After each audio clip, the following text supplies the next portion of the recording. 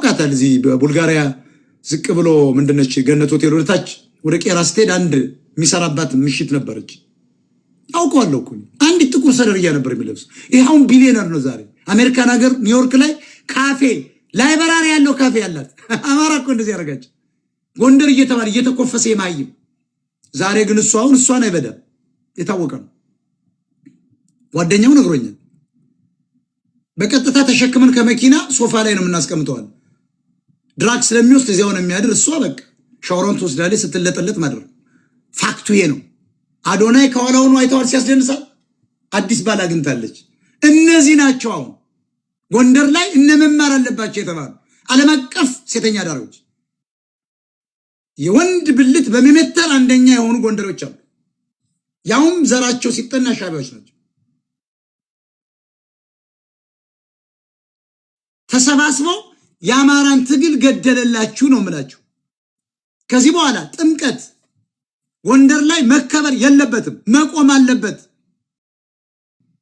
ጥምቀት ጎንደር ላይ ከዚህ በኋላ እንዲከበር የጎንደር ሕዝብ መፍቀድ የለብን። ጥምቀትና ዳንኪራ ይለያያል። ጥምቀትና ፖለቲካ ይለያያል። ታቦትና እስክስታ ይለያያል። ታቦትና መዳራት ይለያያል።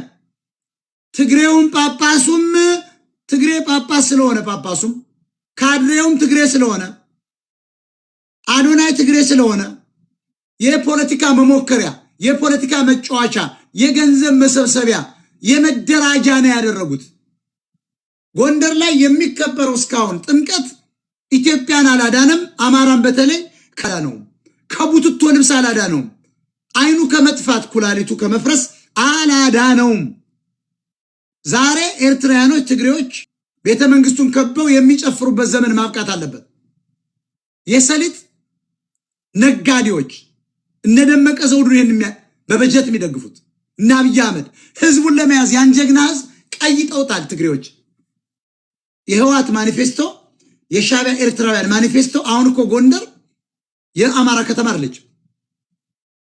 አማራዎችም ቢኖሩ ስንብ አማራዎች ኑሮ የተመቻቸው እንደኔ እንደ አሜሪካ አገር ያለውት እንደዚህ እንደማበራው የሚያበሩ ካናዳና አሜሪካ በላይ የሚለብሱ ቁርጥ ሲቆርጡ የሚውሉ ውስኪ ሲቀዱ የሚውሉ ዶላር አለ፣ ቱሪስት አለ፣ ዶላር አለ። ስለዚህ ጎንደሬው ከተሜው ተመችቶታል። ከማን ጋር? ያኔ ጋር ከቅማላም ሻቢያ ጋር ቤተ መንግስት ቀለም ይቀባሉ፣ ጥምቀት ይጠራሉ፣ ይጨፍራሉ። ትልልቅ መቀመጫ ከአሜሪካ ይደላቸዋል። እሱን ሲያደርጉ ያድራሉ። ሰቅለው እግራቸውን ሲያደርጓቸው ነው የሚያሉ። እንደውም የሰማሁት አንድ ይሄ ወንድም ካሊድ የሚባል አስረግዟታል አይደለ? ሀቢባ ከወንድም ካሊድ ነው አሁን ያረገዘችው። ባልየው አይበዳም። እኔ ብዙ መረጃዎች አሉ ይባዘው። አስረግዟታል። እርጉዝ ናት። እኔ ልንገራችሁ፣ እግሯን አይተዋል። ካዳነች አበበ 4 እጥፍ ነው። ብትቆምብ እግርን ያፈርጣል። መጅግር ይቻውን ስላምናት እንዴት እዚያ ላይ ተገኘች ስትሉ፣ ይሄ አንደኛ ለዓለም ህዝብ ይሄ ሁሉ የሚጨፈጨፈው ትግሬ አይደለማ፣ ተጨፈው የአማራ ህዝብ ነው። ስለዚህ ነጭ ለብሶ መውጣት እነ ሄኖክ ኃይል የሚባል ማይም እንዳዘጋጁ ትግሬዎች ናቸው እኮ የሚጫወቱበት። ያ ነጭ ለብሶ ሲወጣ በዓለም ደረጃ ምንም ሰው አልሞተም እንዲባል ነው። የሚሞተው አማራ ነው፣ ኢትዮጵያ እያሉ የሚጃጃል ህዝብ ነው። በዚያ ደም ላይ ነው የአላፍ ዝማሪ ብለው የጌታንና ደምና ስጋ በነፃ የሚሰጠውን $300 ነው ሲሰጥ የነበረው አሜሪካን ሀገር። ይሄ በጣም ወራዳነት ነው። ይሄ በጣም ኢትዮጵያን መናቅ ነው። አማራን አይነቃም ብለው ስላሰቡ። ስለዚህ ሀቢባ ከወንድም ካሊድ ከተባለ ስልጤ ነው፣ እሷም ስልጤ ናት። አስረግዟታል። እርጉዙን አኳ አታፍርም፣ አላህን አታፍርም። ለምን? ክርስቲያን ያገባቸው እምነት የላትም። እንደነዚህ አይነት ወራዳዎች ሁሉ ጥምቀት ላይ ተገኝተዋል። አባገዳዎች ተገኝተዋል። እነ አዶናይ እየተባሉ ቡሽቲዎች ደሃነን ብለው ሲያጭበረብሩ የነበሩ ቅማላም መሃይሞች ከ9ኛ ክፍል ላይ ኮብልለው የሸፈቱ እንደ ንጉስ ጎንደር የባሪያ ልጆች ቀይ ምንጣፍ እያነጠፉ ሰላም ያለ ለማስመሰል አብይ አህመድ ተጠቀመበት። ትግሬዎችስ ገንዘብ ሰበሰቡበት። አሁን ቱሪስቶች ስለቀሩ ገበያቸው ስለቀዘቀዘ በጦርነት ምክንያት ይሄ ሁሉ ነጭ ለብሶ የአላፍ ዝማሪ ቱሪስት እንዲሄድ ነው። አንድም ቱሪስት ግን አልሄደም።